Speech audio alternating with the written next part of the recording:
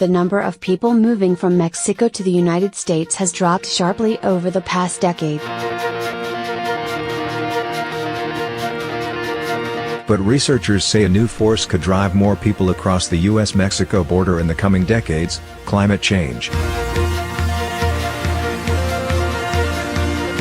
As global temperatures continue to climb, dry regions across the world have become more susceptible to drought.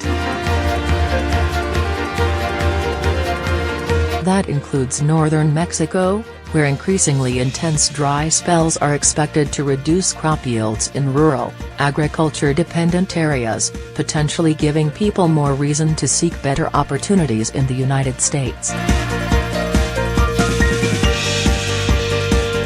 Researchers who study the link between global warming and migration say many factors contribute to a person or family's decision to move to another country, with climate change often playing a supporting role. But several studies have singled out climate change as a potentially significant driver of future U.S. Mexico migration. "It's never any one thing that causes people to move," said Michael Oppenheimer, a Princeton University climate scientist who's researched climate-driven migration.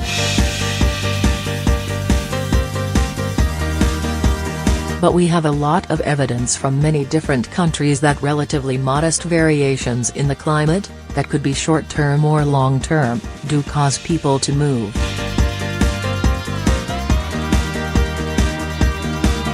It's hard to say how many people could be pushed across the U.S.-Mexico border by climate change, in part because there's been relatively little research on the subject so far.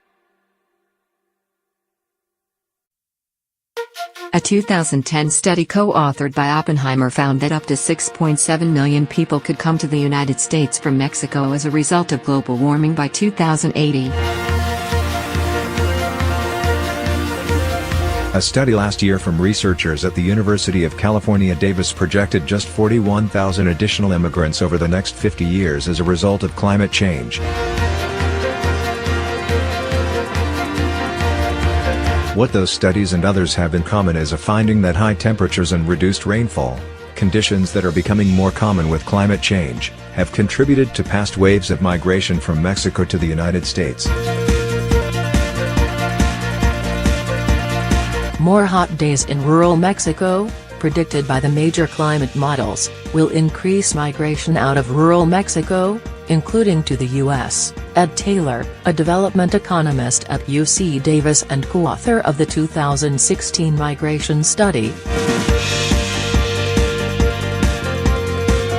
Valerie Mueller, a development economist at Arizona State University, has studied the vulnerability of rural households in developing countries to climate risks. She said there's a general consensus that rising temperatures have been contributing to people moving away from rural, agricultural areas in developing countries, usually to other rural areas and cities within their own countries, but sometimes across national borders.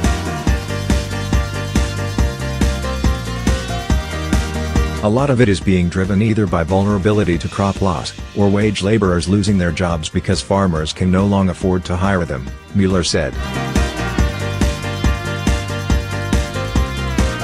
It's hard to predict whether the border wall proposed by President Trump would deter climate-driven immigrants of the future, in part because the impacts of rising temperatures will play out over decades, in ways that are still unpredictable.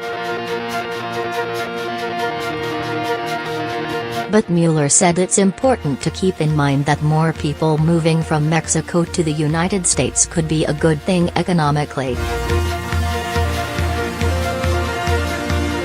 Farmers in California's Central Valley have faced a shortage of laborers as legal and illegal immigration from Mexico has declined.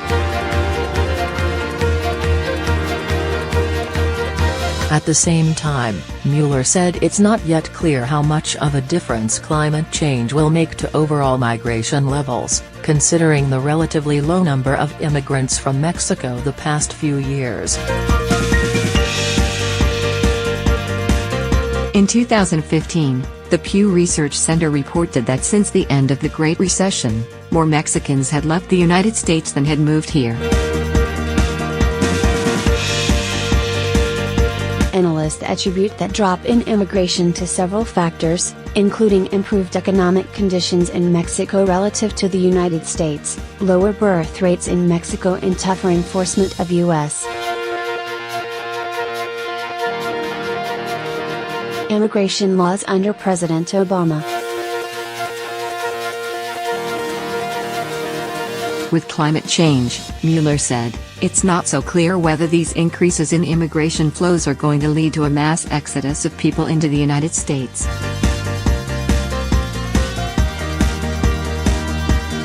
Susan Martin, an emeritus professor at Georgetown University and expert in international migration, also believes any climate-driven migration from Mexico to the United States will be relatively small. She said the Mexican government has improved its social safety net significantly over the past decade, giving agricultural areas greater insurance against the risk of climate-fueled crop losses. She said the United States may be more likely to see a big increase in climate-driven migration from Central America, where more extreme weather is adding to the instability created by violence and poverty.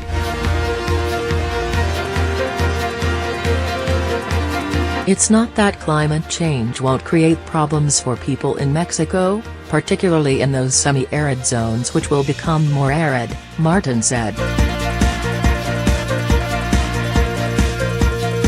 It's just that they have more options, and moving to the U.S. is a less attractive one, given all of those changes in Mexico. The issue of climate and migration is much bigger than one national border. A report released last month by the Environmental Justice Foundation, a London-based non-profit, found that extreme weather-related disasters have displaced an average of 21.7 million people annually over the past decade, and those numbers are likely to rise. Another study released last week from researchers at Columbia University found that higher temperatures in recent years coincided with more asylum applications to the European Union, and predicted many more refugees will flood Europe as the world gets hotter. Pope Francis discussed the climate refugee crisis in his climate encyclical in 2015, writing, "There has been a tragic rise in the number of migrants seeking to flee from the growing poverty caused by environmental degradation. They are not recognized by international conventions as refugees, they bear the loss of the lives they have left behind, without enjoying any legal protection whatsoever," Francis wrote. Sadly, there is widespread indifference to such suffering, which is even now taking place throughout our world.